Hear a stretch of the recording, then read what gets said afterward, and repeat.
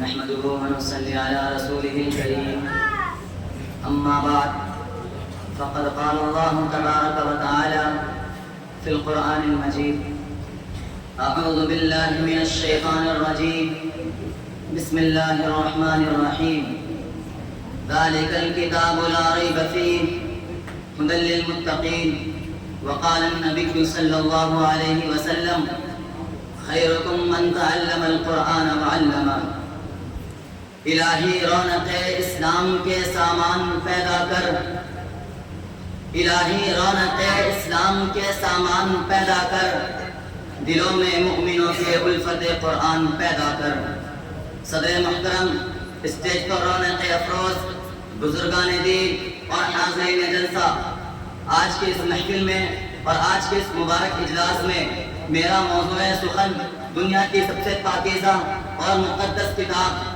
قرآن پاک ہے۔ ہمیں چڑھتے سورج کی طرح یقین ہے کہ اس کا ایک ایک حرف سچا اور صادق ہے۔ وہ قرآن پاک جس کی زبان مقدس، بیان مقدس اور جو فصاحت و بلاغت کا ٹھاٹھے ماں کا سمندر ہے، جس کے متعلق ارشاد ربانی ہے۔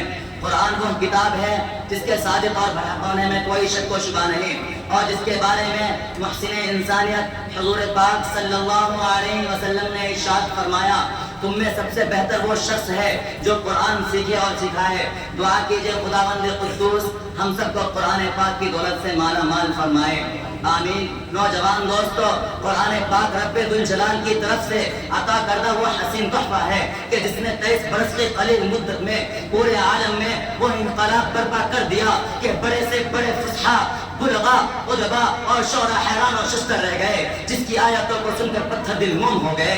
دوستو، یہی وہ قرآن ہے جو رہتی دنیا تک کے انسانوں کے لیے سراپا ہدایت و رحمت ہے۔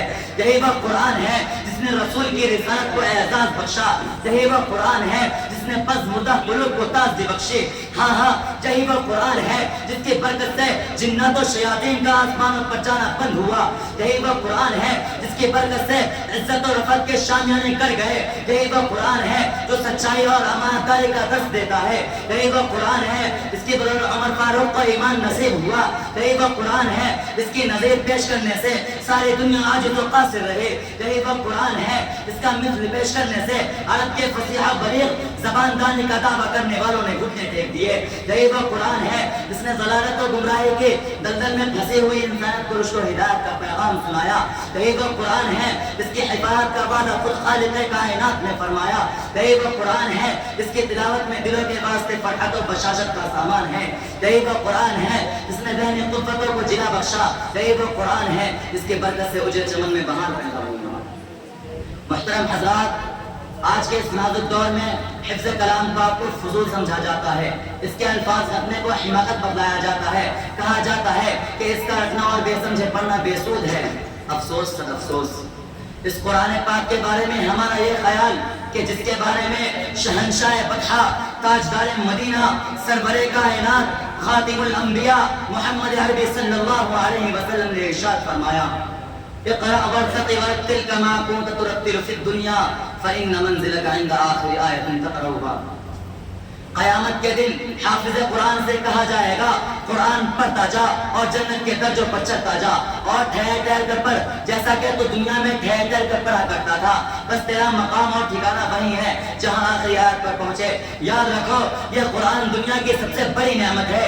یہ زمین و آسمان، چاند، سورج، ستارے کوئی اس نعمت کا مقابلہ نہیں کر سکتے۔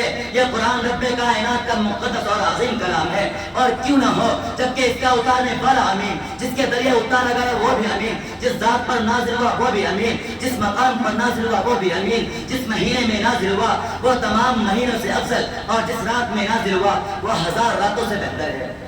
اللہ کا مقدس اور پاکیزہ کلام تمام کلاموں سے افضل اور برتر ہے۔ حدیث پاک میں آتا ہے فضل کلام اللہ علی سائر الکلام کفضل اللہ علی خلقہ۔